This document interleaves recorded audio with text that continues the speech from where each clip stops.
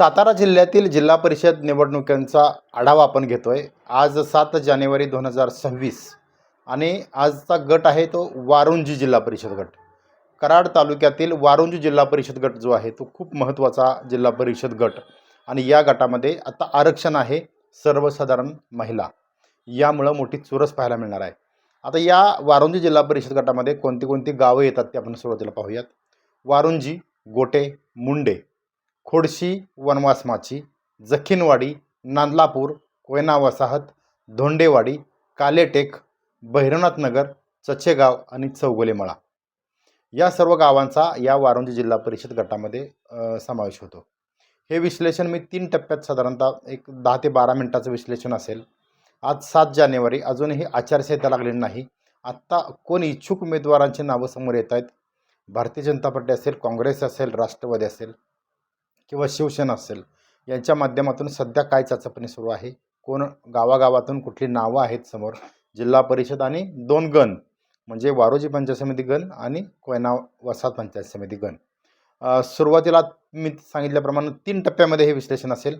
पहिल्या टप्प्यामध्ये मी तुम्हाला सांगणार आहे गटातील आणि गणातील, दोन्ही गणातील इच्छुक जे काय नावं आहेत त्यांचे नावं सांगणार आहे। दुसऱ्या टप्प्यामध्ये कशा पद्धतीनं राजकीय घडामोडी घडत आहेत ते सांगणार आहे। आणि तिसऱ्या टप्प्यात आगामी निवडणुकीमध्ये कोणाला धोका आणि कोणासाठी हा मतदारसंघ सेफ आहे, असं हे विश्लेषणाचं स्वरूप आहे। सुरुवातीला आपण सुरुवात करूया। वारुंजी जिल्हा परिषद गट जो आहे तो शहरालगतचा गट आहे, म्हणजेच कराड शहरालगत।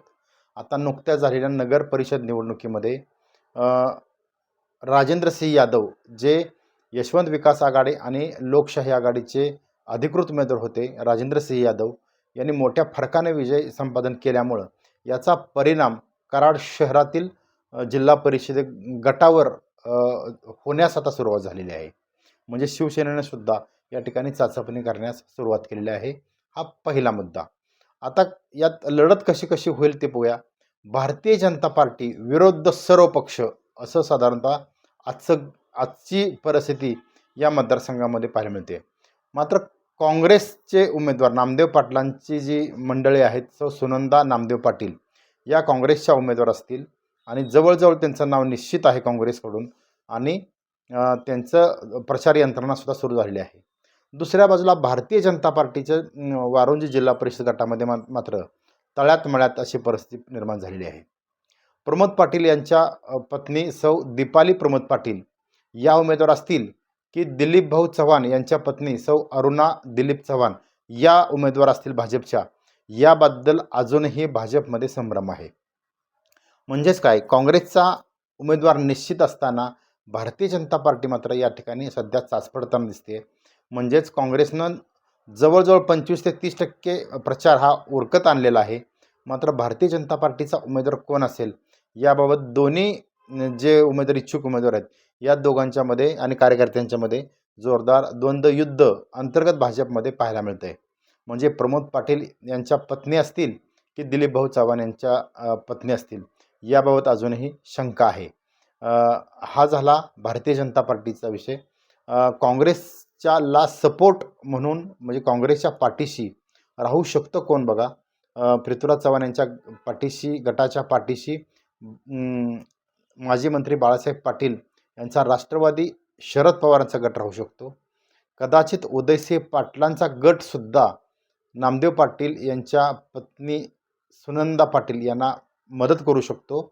आणि कराडचाच ट्रेंड जर पुढं मलकापुरात पोचला तर शिवसेनेला मानणारा गटसुद्धा म्हणजेच राजेंद्रसिंह यादव यांना मानणारा गटसुद्धा हा काँग्रेसबरोबर राहू शकतो, असं साधारणतः इथलं गणित दिसतंय।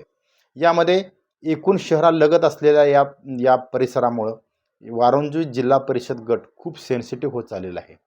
सर्वसाधारण महिला आरक्षण असल्यामुळं आणि या गटाकडं मोठ्या चुरशीनं पाहिलं जाते, कारण नामदेव पाटील यांचं वर्चस्व हे गेल्या अनेक वर्षापासून या परिसरामध्ये पाहायला मिळालं आणि काँग्रेससाठी खूप महत्त्वाची अस्तित्वाची लढाई आहे, तर भारतीय जनता पार्टी यांच्यासाठी प्रतिष्ठेची लढाई आहे।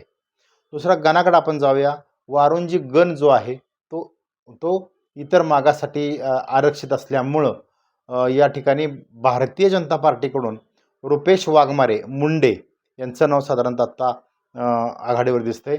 संतोष माने मुंडे हे सुद्धा भाजपचे इच्छुक उमेदवार साधारणतः यांचं नाव चर्चेत दिसतंय.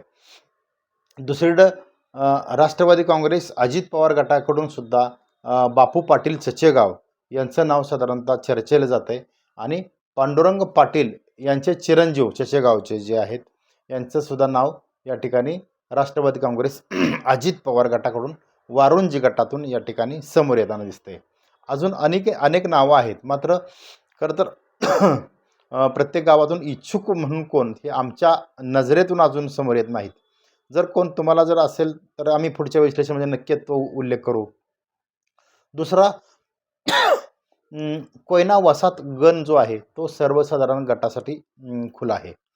या कोयना वसाहत गणामध्ये सुद्धा मोठी चुरस पाहायला मिळते उमेदवारीसाठी, कारण हा जो गण आहे तो मलकापूरला कनेक्टेड जवळ असलेला हा गण आहे. याचबरोबर कालेटेक, भैरवनाथ नगर, चचेगाव, चौगुलेमाळा यासारखी काले भागातील गावं सुद्धा याला जोडली गेलेली आहेत. त्यानंतर यामुळं सर्वसाधारण गटामध्ये भारतीय जनता पार्टीच्या वतीनं नरेंद्र पाटील जे आदर्श सरपंच म्हणून होते ते जखीनवाडीचे, ज्यांनी नुकताच भाजपमध्ये प्रवेश केला, नरेंद्र पाटील यांचं नावसुद्धा चर्चेला आहे. दुसरं कालेगावचे युवा नेते दयानंद पाटील हे सुद्धा या ठिकाणी इच्छुक दिसत आहेत. यानंतर अजित थोरात जे अशोकराव थोरात भाऊ यांचे पुतणे आहेत, अशोक थोरात जे मळाई पतसंस्थेचे सगळं बघतात ते अजित थोरात हे सुद्धा इच्छुक. म्हणजे भाजपकडून सध्या 3 नावं इच्छुकमध्ये आहेत. तर काँग्रेसकडून रवी बडेकर यांचं नाव जवळजवळ निश्चित केलेलं या ठिकाणी पाहायला मिळतं आहे. मात्र काँग्रेसकडून सुद्धा अजूनही इच्छुकांची संख्या आहे. राष्ट्रवादी अजित पवार गटाकडून सुद्धा अनेक गावातून या ठिकाणी इच्छुक राहण्याची अधिक शक्यता आहे. एकंदरीत काय तर वारुंजी जिल्हा परिषद गटामध्ये गट आणि दोन्ही गणामध्ये इच्छुकांची संख्या जरी मोठी असली तरी आता सध्या घोडं अडलंय कुठं, तर जिल्हा परिषद गटामध्ये भाजपचा उमेदवार कोण याकडे सर्वांच्या नजरा आहेत. मात्र लवकरात लवकर भारतीय जनता पार्टीने जर निर्णय घेतला नाही तर कदाचित या मतदारसंघामध्ये काँग्रेसला अधिक दिवसेदिवस हा मतदारसंघ सेफ होत चाललेला दिसतोय. म्हणजेच वारुंजी जिल्हा परिषद गटामध्ये भाजपचा उमेदवार दीपाली प्रमोद पाटील असतील की अरुणा दिलीप चव्हाण असतील याकडे सर्वांच्या नजरा आहेत. मात्र दुसऱ्या बाजूला काँग्रेसनं या मतदारसंघावर पकड सध्या घेतलेली दिसते. म्हणजेच प्रत्यक्ष गावोगावी जाऊन घरोघरी जाऊन प्रचार यंत्रणा नामदेव पाटील की जे काँग्रेसचे तालुकाध्यक्ष कराड तालुकाध्यक्ष आहेत त्यांनी जोरदार प्रचारामध्ये आघाडी घेतलेली दिसते. मात्र दुसऱ्या बाजूला भाजप मात्र शांत दिसते. मात्र शेवटी जाता एकच या मतदारसंघाच्या दृष्टीने सांगायचं झालं तर वारुंजी, गोटे, मुंडे, खोडशी, वनवासमाची, जकीनवाडी, नांदलापूर, कोयना वसाहत आणि कालेटेक या सर्व परिसराचा जर विचार करायला गेला तर आत्ताच्या परिस्थितीला 7 जानेवारी 2026 रोजी जर विश्लेषण करायचं झालं तर सध्या या मतदारसंघावर भारतीय जनता पार्टी विरुद्ध सर्व पक्ष अशी साधारणतः चाचपणी सध्या सुरू आहे. म्हणजेच जो कराडमध्ये नगरपालिकेला ट्रेंड दिसला भारतीय जनता पार्टी विरुद्ध सगळे असा साधारणतः एकंदरीत चाचपणीचा ट्रेंड दिसतोय. म्हणजेच भाजपसाठी सुद्धा इतकी सोपी निवडणूक ही राहिलेली नाही. अजून त्यांचा उमेदवार निश्चितकडं सुद्धा त्यांचा अजून ते अंतिम टप्प्यापर्यंत येऊ शकले नाहीत. मात्र दुसऱ्या बाजूला काँग्रेसनं घेतलेली आघाडी ही सुद्धा काँग्रेससाठी ही जमेची बाजू आहे. मात्र तिसरा अँगल जर बघायचं गेलं तर एका जागेसाठी काँग्रेस आणि राष्ट्रवादी अजित पवार गट हे युती करणार का हा सुद्धा मोठा प्रश्न राहील. कदाचित राष्ट्रवादी काँग्रेस अजित पवार गटाचा सुद्धा या जिल्हा परिषद गटामध्ये तिसरा उमेदवार हा उभा राहू शकतो अशी साधारणतः शक्यतासुद्धा निर्माण होत आहे. पाहत रहा यशवंत नगरी न्यूज.